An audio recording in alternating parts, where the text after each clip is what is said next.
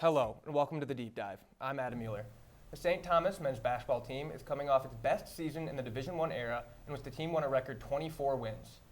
Now, after the team's first ever trip to the Summit League title game, Coach Johnny Taur, senior guard Ben Now, and first-year guard Nolan Minessale join us on the Deep Dive to reflect on the season and look forward. Thanks for coming in today, guys. Thanks for having us. Coach, most recently, you guys fell short to Omaha in the title game. So when you guys get back there in the future, what do you now know what it takes to win one of those games? Well, I mean, first off, these guys did an unbelievable job all season, and to get to that game, certainly an accomplishment. And quite frankly, I don't know that game is any different when I look at our preparation. It's the third time playing a team, and we had done the same thing the previous two games. Certainly, there's a quick turnaround. That night we didn't get done until probably 12:15. Probably not back to the hotel and eating till 1 a.m. And then it's tough for the guys to sleep. But honestly, when I look at that game, our guys played incredibly hard. We didn't shoot as well as we'd like to. Credit to Omaha. They had a really, really good season. We had 3 tough battles with them. And more than anything, I think more than any one of the 34 games we played, I'm just so excited by the way these guys compete every night. I think they inspire people around the community. I think they represent our university very well.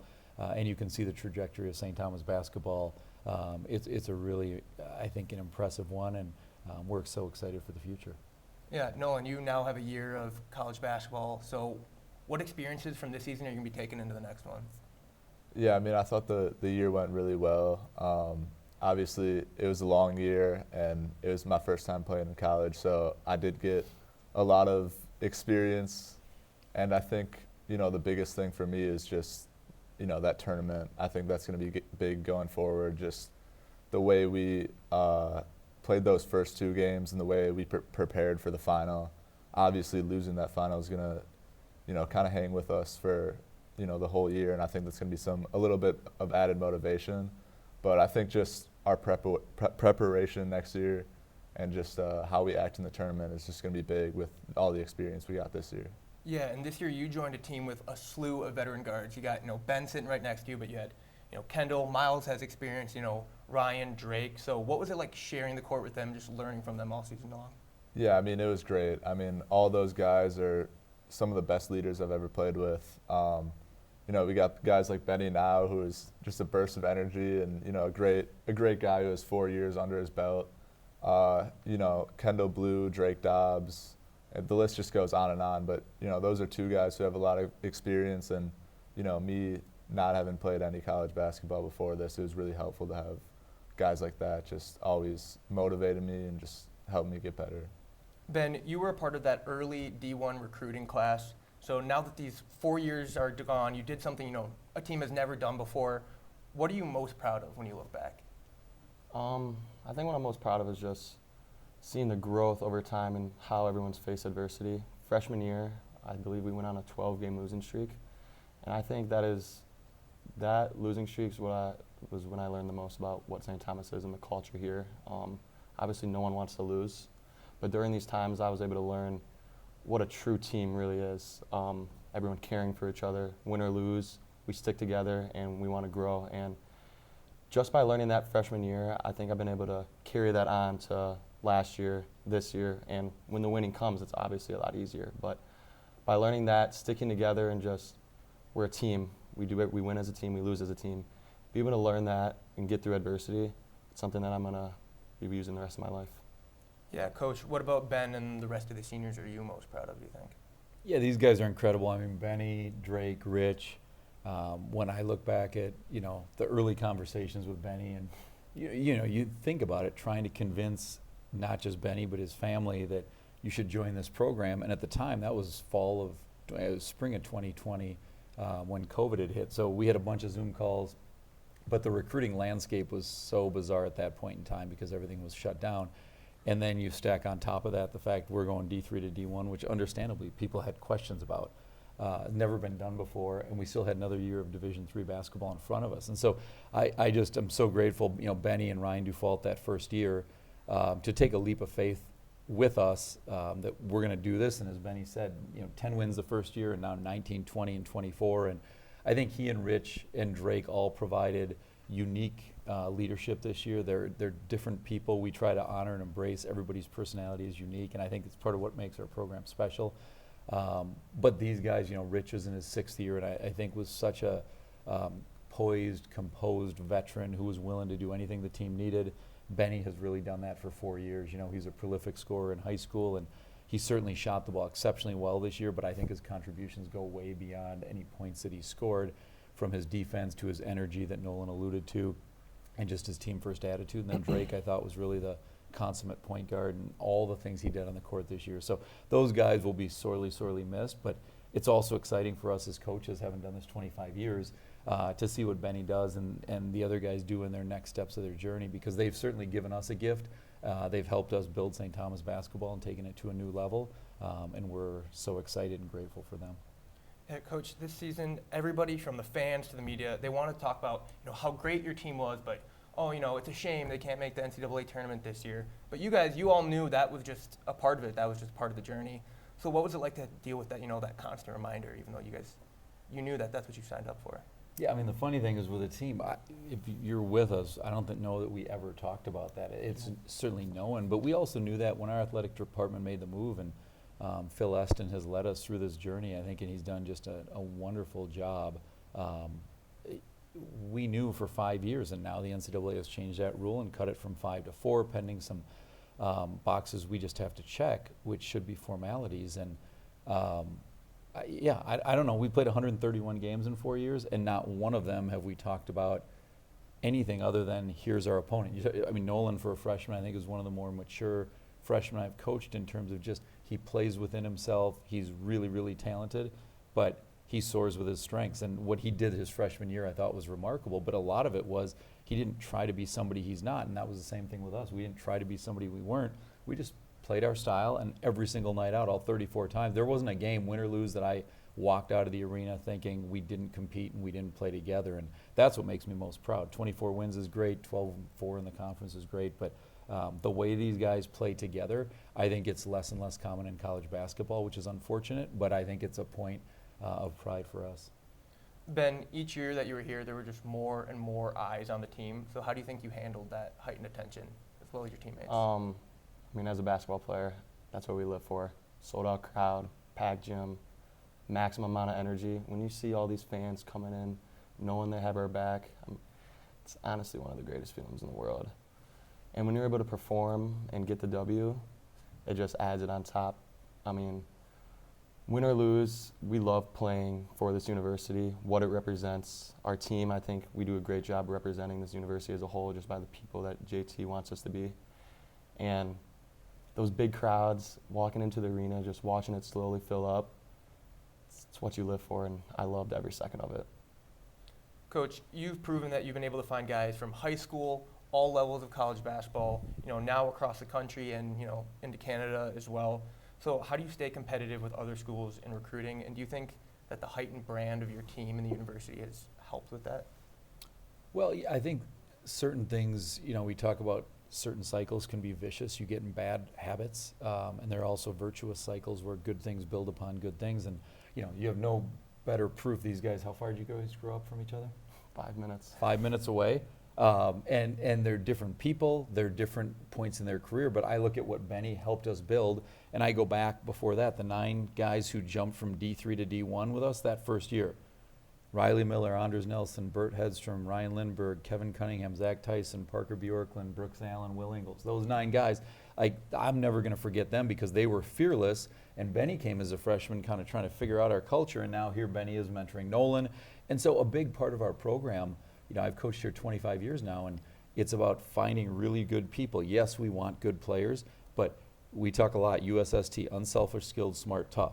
And I think these 2 guys embody that if you get a bunch of guys who have those qualities and they care a lot about one another and they love winning, special stuff happens, And so talent is important.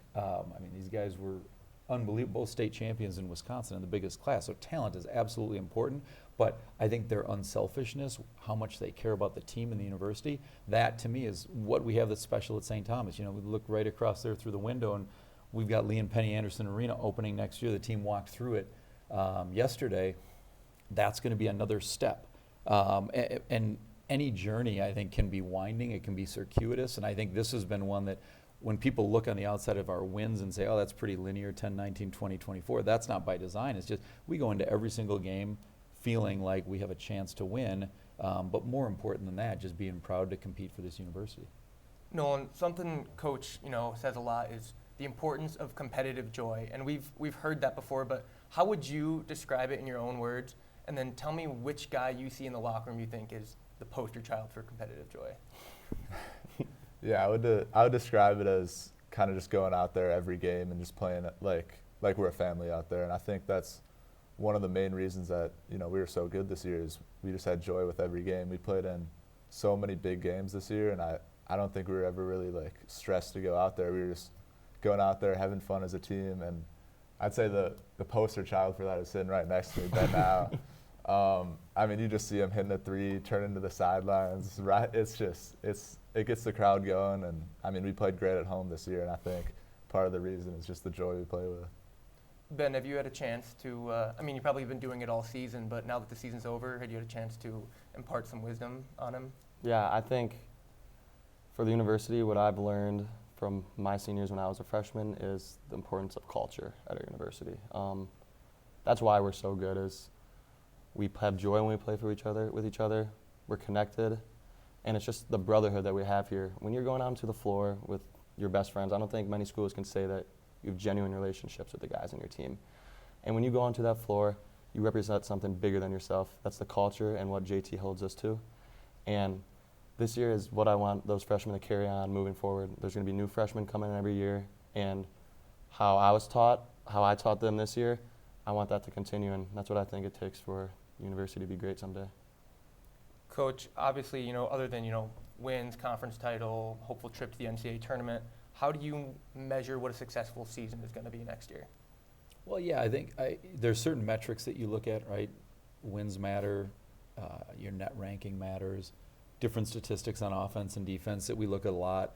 But all of those, you talk a lot about being process-oriented, and a certain process gets you to really good statistics on offense and defense. Offensive and defensive statistics get you to wins. Wins get you net ranking. So, quite frankly, to me, and I'm a numbers geek. I love them, and I got to be careful because I can get lost in them.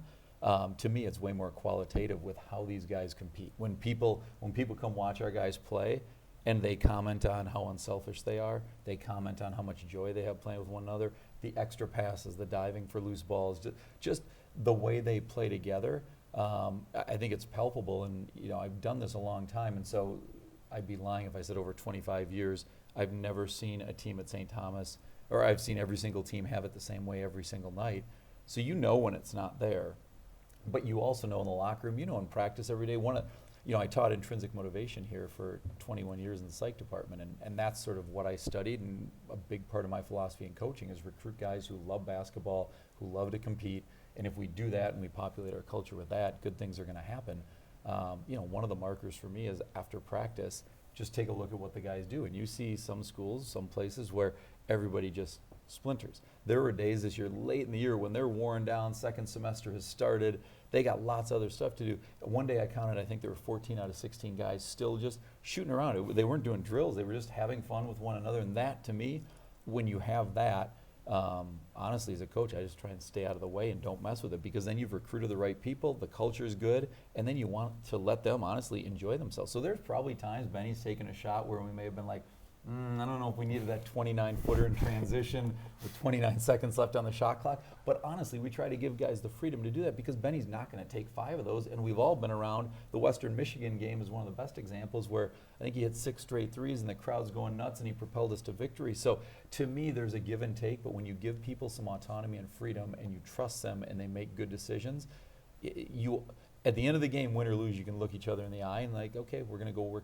and get better tomorrow. And that long-winded answer to your question, but that to me is what it's about, is just getting the right people who love to work and then doing that day after day after day and trusting that the outcomes will come. They're a byproduct of that process. Coach, you've gotten a lot of attention on your team this year, and people on social media like to talk, there's a job opening here, a job opening there, but can we count on you being back next season? Yeah, I love being here. He just came right out and asked it. No, I've been here 25 years, and honestly, I think I said this a few weeks ago, if I had wanted to leave, I would have left a long time ago. There's so many special things about St. Thomas. Obviously, I was a student athlete here. I see what these guys do after they graduate. You see courtside the number of young alums and older alums. I mean, I don't know that there's a school in the country that has a higher percentage of former players who sit courtside. And to me, that's a reflection. When we talk about culture, it's not just the current 16 players, it's the guys who came before them and before them and before them. Going back to Steve Fritz, who coached me as a 1971 grad, we have a unique history here. I think we've had 3 head coaches in about the last 60 years. What's also unique is I think we have a chance to truly be the coolest story in college basketball. You look what we've done the last 4 years, you look at the new arena, we're eligible for the tournament, and the trajectory not just of this program, but the athletic department under Phil's leadership, Rob Vischer, our president, our board of trustees, all of those things have to be aligned, and when you have alignment, I think this is going to continue to be a magical story in college basketball amidst what's become very transient and transactional with transfer portal and NIL. We've only had 2 guys transfer in the last 2 years. So over 90% of our undergrads who had eligibility left have come back. And I think that speaks not just to the culture of our program, but also all the things that this university offers. All right, well, thank you. Thank you guys for coming in today. Thank you Yeah, very much. thank you. Follow along at thecrest.news and follow us on social media at The Crest News for more stories from your campus community. With Coach Johnny Taur, Nolan Minessale, and Ben Now, I'm Adam Mueller. We'll see you next time we deep dive.